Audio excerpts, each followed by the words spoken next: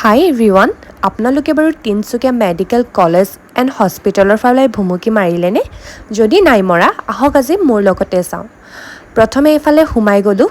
সোমাই যোৱাৰ পিছত এইফালে দেখিছে এটা বৃহৎ ডাঙৰ কেম্পাছ, বহুত ডাঙৰ এৰিয়া কভাৰ কৰি আছে।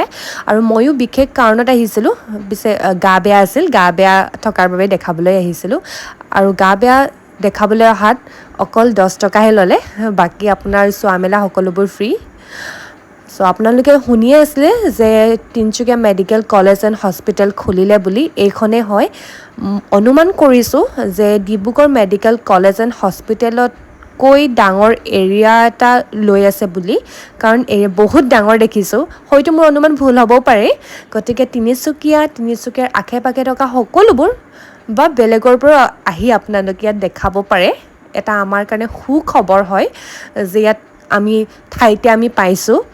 চ' বহুত ডাঙৰ কেম্পাছ হয় আৰু ইয়াত ভিতৰতে হোষ্টেলছ আছে আৰু সকলো ডিপাৰ্টমেণ্টৰ কাৰণে ভাগে ভাগে বনাই দিয়া হৈছে। গোটেই এৰিয়াটোৰ ভিতৰতে আছে, মানে কেম্পাছটোৰ ভিতৰতে আছে। গতিকে ইয়াত আপোনালোকে তেনেকৈ বাহিৰলৈ যাব নালাগে। আৰু যিখিনিত বনাইছে সেইখিনি অকণমান আউটছাইড এৰিয়া হয়। চ' মানে বহুত ভালকৈ বনাইছে আৰু ভাল লাগিছে দেখি।